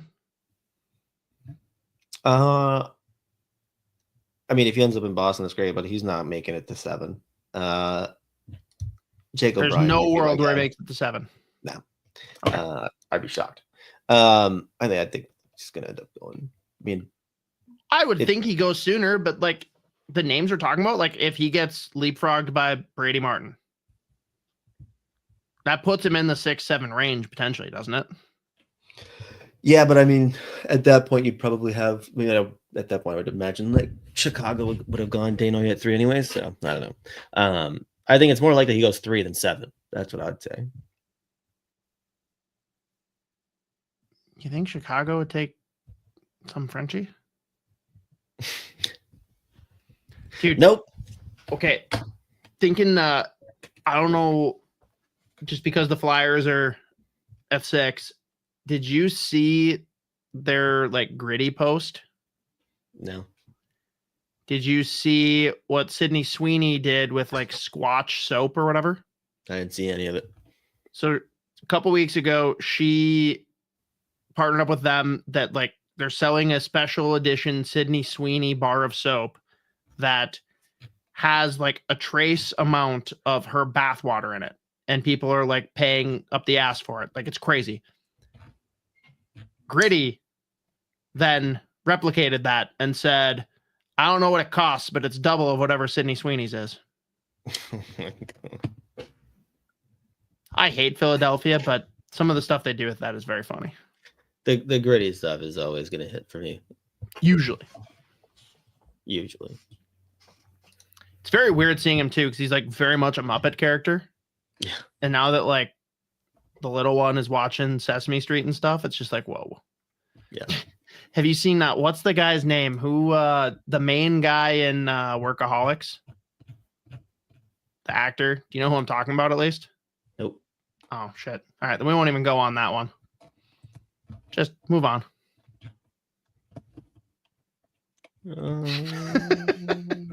Soap with orange fur in it. God. Yes, Cosgrove. Oh, all right. We have rounded then to the OHL top 10. So, Z, is this a year where OHL is strong, medium, other in this draft class? I know the WHL has kind of dominated in recent years. It's a very, very strong class, especially right at the top. I mean, you might have 5 guys go top 10, 5 or 6 potentially. So it's a very strong class. So we can start. We can fly through them, honestly. The first three shouldn't surprise anyone, anyways. So Matthew Schaefer, left-handed D, congratulated Connor McDavid on being good at hockey when he saw him famously at his like jersey retirement ceremony in Erie. Go. Yeah. I mean, the player that probably has potentially the highest ceiling in this draft class, obviously, so very take him first overall. Barely eligible this draft, super young. One of the players that it really sucked not watching him play a ton of hockey this year, but even in the games that he did play, he just was showing a different level of offense we've ever seen from him before. You know, like coming into the year was how smart he was, how solid of a skater, and like the decision making, how good he is in transition. That was all like kind of like the calling card for him. But I mean, even when he was healthy at the beginning of the year, after missing the start with mono, comes in and it's just like putting up like highlight reel plays, like in transition, overtime assists, overtime game winners, like just lighting up the score sheet. So I mean, he's 6'2", 185, 190. He's going to get bigger and stronger still. And there's a ton of runway. Again, like I don't know if at the NHL level he's necessarily going to like pop off offensively. I don't know if the offense is like legitimately dynamic, but he has it in his bag. And again, when you pair that with the fact that he is incredibly smart, he defends unbelievably well. He's incredible in transition. He skates as well as he does. Potential first pair D-man for years and years and years. So first overall, Matthew Schaefer also wears number 48 because I think his favorite player is Danny Briere, which is also fascinating. Whoa, crazy. Can I push back here a little bit? Sure. What is this 1 to 4 draft here? I don't know. I think 1 to 2. I'll be honest. I thought I put 2, 1 to 2. Well, we'll see then whether that was you or Mateo, but it was probably me. I probably 1 to 2 like has to be it. He is not going past San Jose. He's not going past the Islanders. He shouldn't. But if for some reason there's no way he goes past 2. All right, fair enough. Moving on to number 2, Michael Misa. Ever heard of him? Center. I don't know. He apparently will be going to Penn State because his brother is. So people like to say online. Obviously, that's a decision making. That's how everyone makes their decisions. But 6'1" center, ridiculously good skater, unbelievable in transition, dynamic playmaker. His goal scoring popped off this year. He's got a ridiculous shot. Not afraid to get inside ice. Again, even if he does end up floating out to the wing, he can be a playmaker from the wing.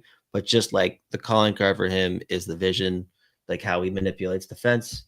And again, the skating paired with that transition ability, unbelievably exceptional, like detail oriented too. Like there's a lot of players that put up big points in junior hockey, but it's like maybe like a lot of hopeful plays or just like being like a better skater, more athletic than other guys. He like the details to his game are just like rock solid. So super high IQ. Again, the offensive upside. He might be like the most NHL ready, to be honest with you, of all these guys. He's just incredible. So obviously went all the way off this year. He's played a lot of OHL hockey already as an exceptional status guy.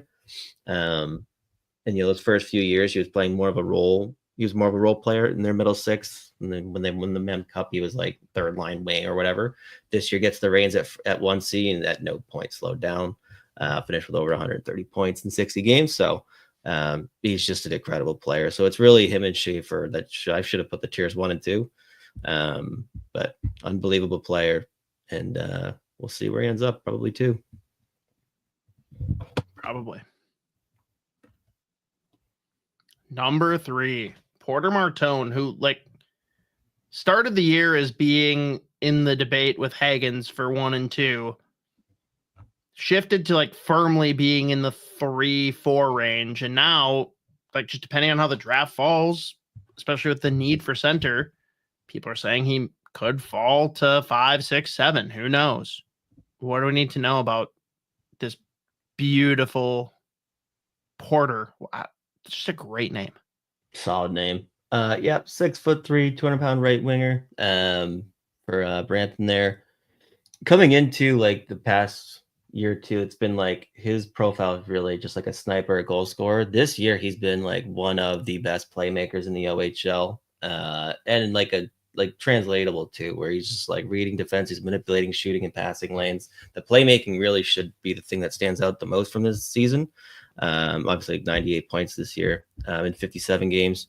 He's awesome. So like for me, even if like you're hoping for a center, I would not overthink this. I'm still taking Porter Martone like 3rd overall in the draft, honestly. Like again, the playmaking pair with that shot. And I think he's just a super smart player. Big questions for him is the skating going to hold him back?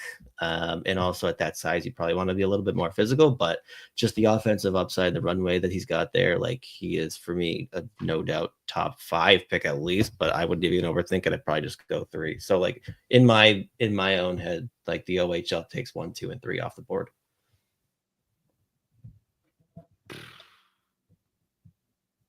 Fun. Isha won't recover. Yeah. Number 4, Jake O'Brien, another center, shocker, above 6 feet. So Bill Guerin loves him, but this next tier of centers, I know there's been a lot of movement, and I don't know how do you make sense of it, and why does Jake O'Brien come in at number 4? I put O'Brien here over the others because I think he just has more of a runway and there's more upside to come still. Like I think the other guys are probably closer to like not obviously their peak, but like we're closer to knowing what their peak might be. Like O'Brien really popped off this year, 98 points in 66 games. He's got the size. I put the tier 8 to 15. I'd probably keep him top 10 to be honest. I like to keep the tiers more open, but thing with him is if he can continue to play with more pace, that's going to take him to another level too. I think he can. Like the skating's good enough, but he's super smooth, super deceptive, super high end vision. Another player with a ton of details in his game, and again physically, I think there's just got so much runway left. So I think there's just a ridiculous high upside with him. I think he's a top 6 center long term. Like kind of gives you shades of like a Dylan Strome almost. Minus like probably the foot speed in general, but I love this player. I think he's again dual threat. He can shoot. He's a high end playmaker. Love the vision. But the big selling point for me is just how much physical runway I still think there is for him. So I think he's not going to be a player that you're going to try to rush into the NHL right away. But if you can give him the patience, I think this is a kid that should be a top 6 center in the NHL. How many kids do you think could crack NHL lineups next year from this class?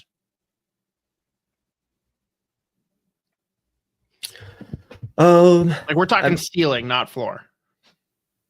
Yeah, I mean it's tough because I think there's going to be a lot of overagers that go early than usual this year, just given this draft. But as far as like this draft class, like first year eligible, there's only probably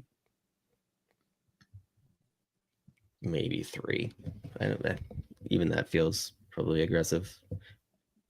But 3, I think I'd be like, maybe. Probably give like a decent chance. Like maybe Schaefer, probably Misa, and like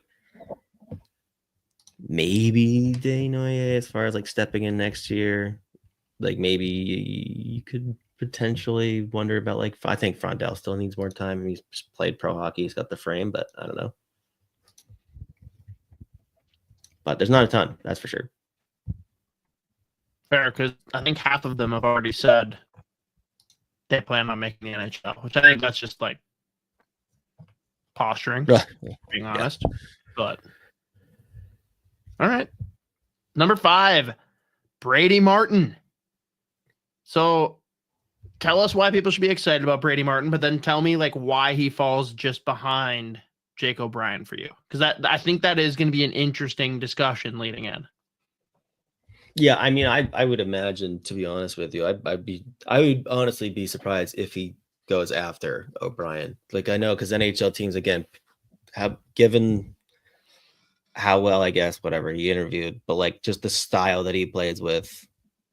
He's a farm boy, man. Yeah, literally. He's I imagine teams we already know like every team already fell in love with him, but I mean, this kid, he's listed at 6 foot. I think he's like 6'0.75 or whatever, like closer to 6'1", whatever. And he's not even like, it's not like he's like 200 pounds. It's not like he's like heavy or whatever, but he plays like he is 6'3", 220. Like he is running guys through the glass. He's a monster on the forecheck, but then with the puck, really manipulative playmaker. Again, he's got a nice shot too.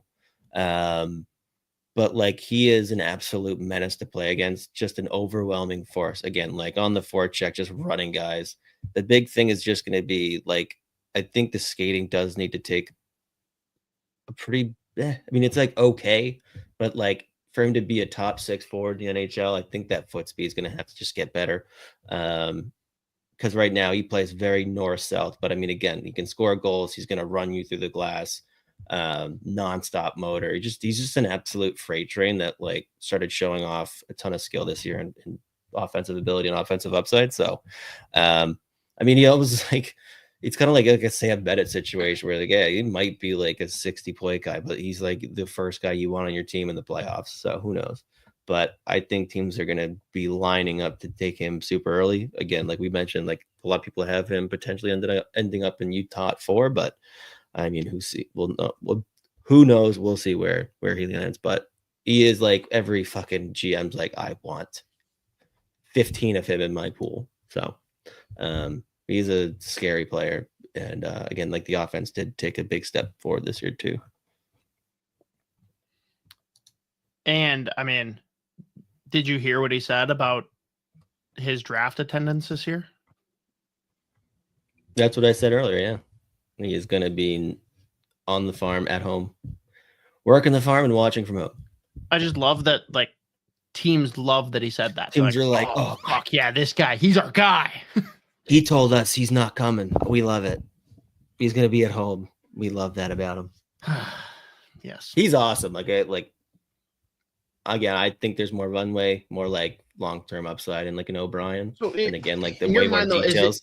Is it kind of a gimmick, like him being the good old farm boy who interviewed well, who seems like the playoff archetype, like a Sam Bennett, and that's why he's going to go as early as he is, and like people are reaching? Because like you've got him here listed as 12 to 20 in the draft here. And I get that makes sense with his skill, but so like, do you agree with those intangibles, or do you think that is like the genesis behind people reaching? I mean, I think a lot of it has to just do with this class, but also like he is fucking awesome. Again, I probably have a few guys that I think there's just more upside in general. Yeah. But as far as like a surefire NHL talent goes, like he's going to be playing. He's a guy that he's going to be in the NHL for sure. And I do think because of the way that he plays, he's probably got a solid enough B game that like even if he doesn't end up in your top 6, he's going to be a really good like middle 6 guy that's going to, again, like, especially if the skating takes a few steps forward and he can like hone in on some like defensive aspects of his game, he's going to be a fucking like pain in the ass middle six guy that can potentially chip in 20 goals, but like just a two-way menace. So if he goes like 8, I'll be like, yeah, I get it. Like for me, it's a reach, but I get it still. Okay. Number 6, Kashawn Aitchison, which like I've seen this guy projected at 6. I've seen him projected in the second round. Like, what do you make of this guy? Yeah. So Kashawn Aitchison, 6'1" left shot D. He might be like we just talked about Brady Martin and how much of a freight train he is and how violent he plays. Kashawn Aitchison might like be the guy that just takes to another level. Like he's probably the heaviest hitter, most menacing player in this class. And again, he's a good skater. He's scored some goals this year. I have him closer to 20-30. He might potentially be the first D that comes off the board after like a Matthew Schaefer. We know how much NHL teams love Kashawn Aitchison, just the abrasiveness that he plays with. I think he's smart enough and he's already like defending the rush well enough. And he's a decent in zone defender. My big question is just like, I mean, he scored 26 goals this year in 64 games. I have a lot of questions about like just how much NHL level offense is in there.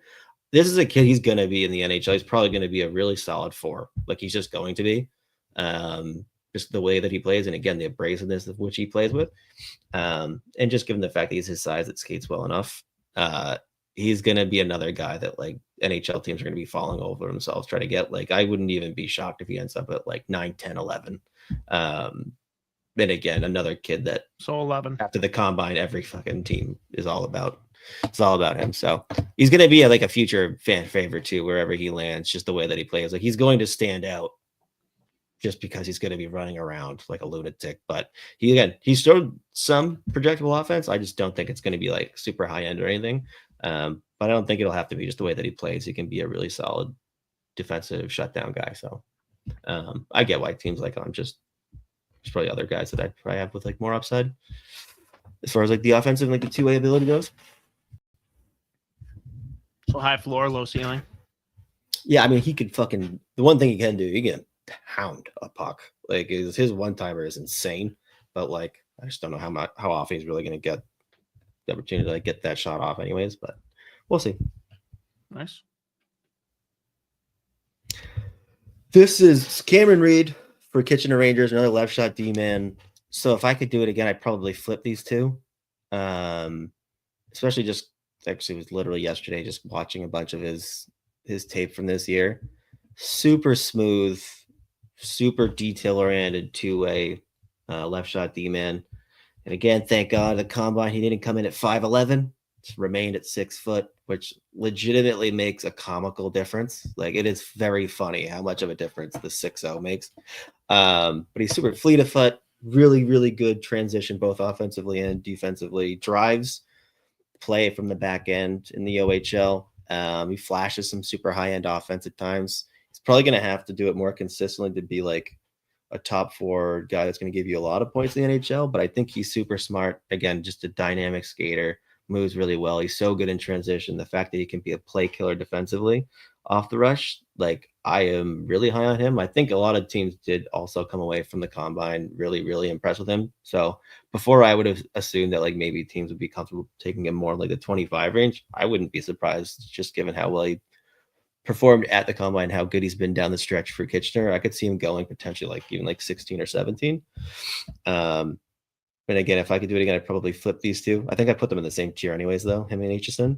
Yeah. But he's definitely going to be one to watch, because potentially like jumping up a few spots, just given how strong he finished season in the combine and everything. So I'm a big Cameron Reed fan. He's awesome. There you have it.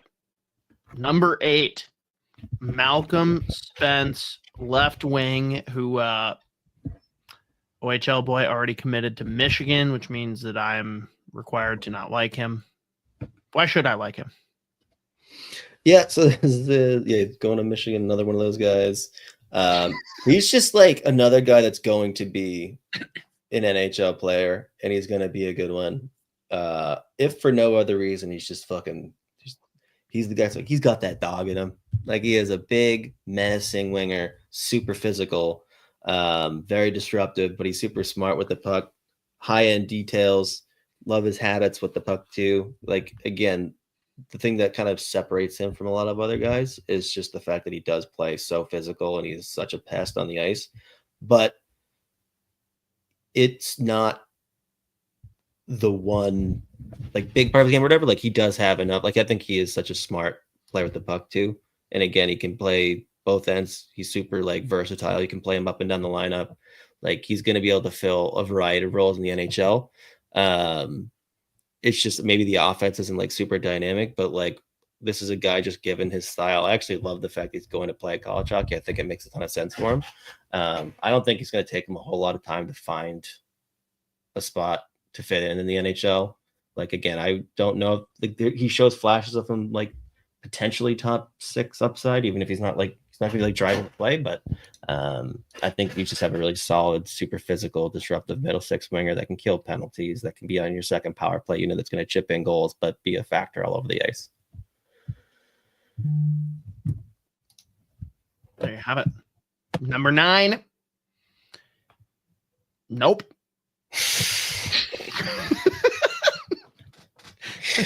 Isha, please pronounce this for me. Yeah, I think Henry Brustowitz. That's as close as I can come. 6'1", right shot D-man for London Knights. Another guy you could probably potentially even see going late first. Super toolsy, really good skater. Was always looking to push the pace with the puck. Every time he touches the puck, he wants to make plays. Probably needs to like hone in some of the details. Like he is just like taking the puck and flying up the ice and just trying whatever he wants. But like he is such a good skater. He does have so many tools in his bag. It's like when you're a junior hockey player, it's better to be able to at least know that he's like experimenting with the tools that he does have. He's a decent defender off the rush. Probably doesn't have like the one standout trait outside of just like he moves well. And he's just got a ton of tools in his bag. And I just love the fact that he wants to make a play pretty much every time he touches the puck. And when he's on the ice, he wants the puck he's getting it, giving it up, and wanting it right back. Constantly in motion. Very fun player. So he's got decent size. Again, he's physical too. So I like him. Do we like reverse the Rick Dvorsky thing and just call him like Henry Smith? Henry Bradshaw. Henry Brady. Done. Brady. Although going Hank from Dalibor to Rick, I feel like we can't stick with like a B. It's got to be like Henry McDonald. Smith makes more sense probably then. Oh, okay. Because since we went Rick, that's Smith. I mean, right-handed defenseman that's over 6 foot. Give him all the money.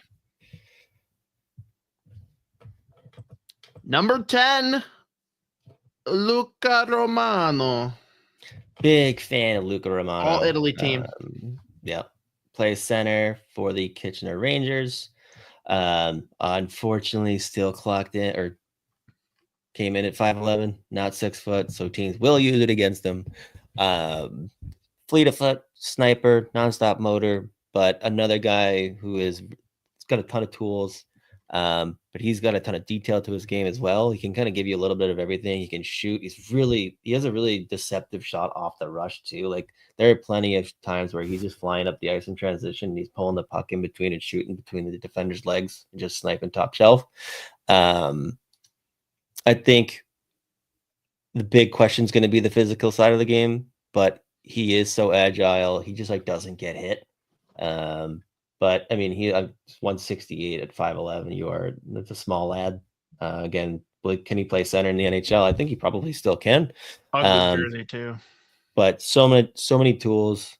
He flashes that high end skill. Probably needs to do it a little bit more to stick as like a potential top 6 guy. Again, strikes me more as a middle 6, do it all center. With a ton of tools, who flies up and down the ice. Again, he's a really good 2-way as well. But the big calling card is just the other tools he has in his bag and how good of a skater he is. But another guy that I do think is versatile. Like he could even, again, if he ends up playing wing, speed that he plays with, the skill that he's got, and how good of a shooter he is, like that's not a problem either. Like he's going to be, even if he ends up playing wing in the NHL, like he's going to be a solid player. Ton of fun. Love him. So who barely missed out with the honorable mentions? I'm going to pull up my list again. There's another one that I'm not even going to try and pronounce. Oh, what the heck? So his name's actually, they just say Simon, which is funny. 6'6" left shot D man who flies, considering his size. Really, really good skater. We've seen some he'll probably go early second round, just given how good of a skater he is and the fact that he's 6'6". He had the biggest wingspan at this year's combine. Fun fact. Headed to BU next year. He's a lot of fun. I don't really know how much offense is in there, but he's a solid defender. He moves as well as he does at that size. It's not going to take a whole lot of time for his name to get called on day 2. No, Jack Nesbitt mocked in the first round, and you have him going late second, early third. I also got to say, like, now that I have a little kid, I've absolutely gone back and watched a ton of the different like Disney and Pixar movies with him. And whenever I see Nesbitt, it's Miss Nesbitt, the alter ego of Buzz Lightyear in Toy Story, the original. Oh my god, dude! Every time I see Nesbitt, I do the same exact. God damn it, dude! Wyshynski brought it up on MVSW with Merrick on the sheet. Talked about how the Florida Panthers are basically they're Monsters Incorporated because they basically steal people's screams and use them for power. And I messaged him and I'm just like, you absolutely have to make like a blog that talks about each team's Disney/Pixar parallel, or you need to come on and talk about it on the podcast. And all I got was the crying, laughing response. And that's where we left it. I think it'd be a great move. I'm in. I like that. God, no. Big spiral. Is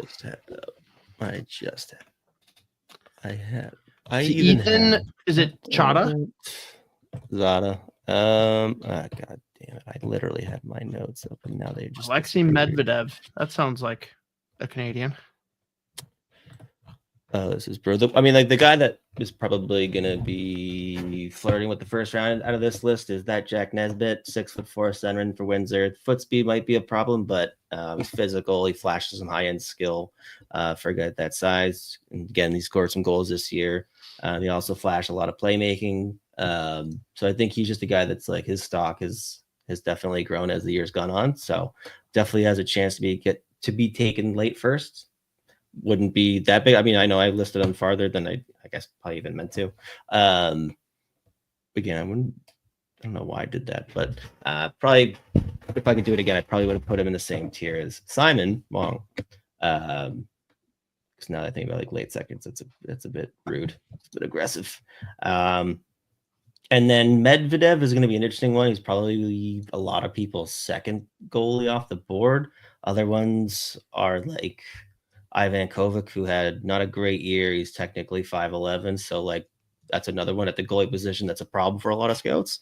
But Alexei Medvedev, probably a lot of people's number 2. I know some people even have him above Ravensburgen, which is interesting. But he's just a solid shot stopper, super mobile in his crease.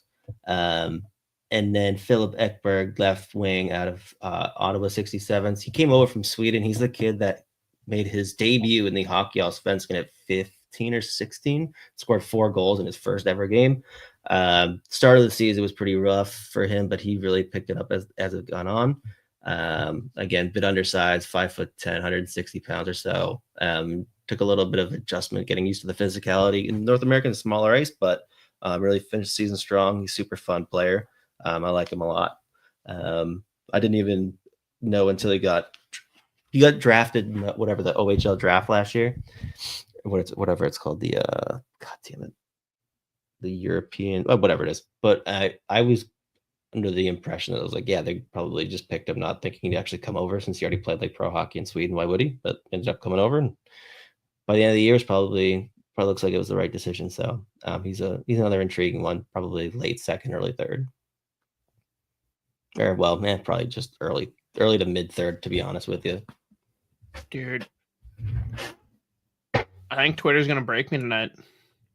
Someone just made the argument that Marco Rossi sucks because he'd be a healthy scratch for either of the teams playing tonight. Like, you literally take the two best teams in the league who have the best center depth in the league. No shit, Marco Rossi doesn't fit. No, he should definitely be in over R&H or McDavid.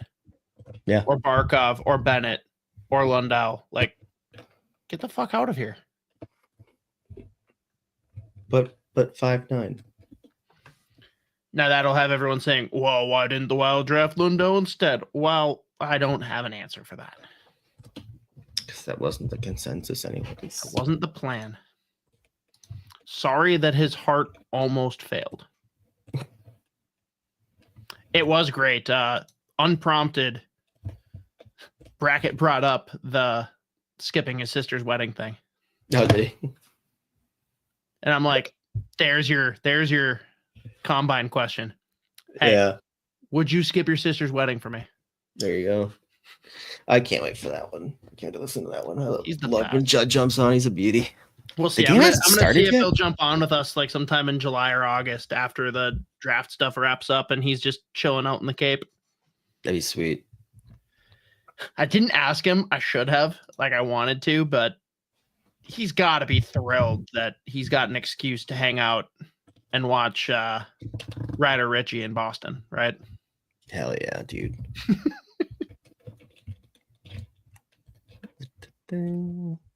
Now, confirmed, RNH is playing tonight. Yeah, also, people are getting like really upset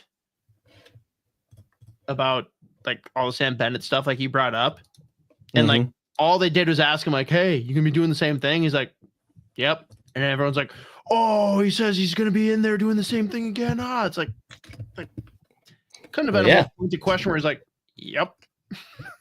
It's also like, you're right. He's gonna actually, you know what? I've been fucking up. I'm gonna stop it. I was wrong. Not, but there we go. Game 3.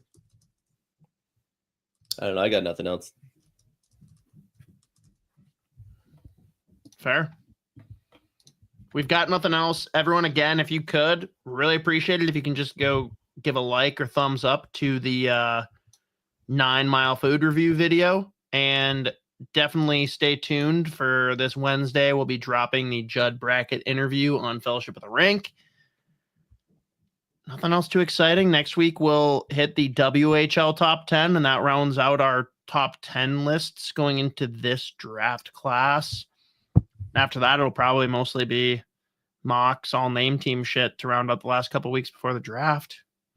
Some real fun. All name team. Go hockey. Stanley Cup Finals are way too fun right now. Everyone, make sure you enjoy it because it is not like this every year. Yeah, I guess that does it. I thought McDavid was just going to do it again. It was ridiculousness. But yeah, no, we'll be back next week. Knock on wood. Oh, wait, gotta at the buffer. We'll see you there. We'll see you another time.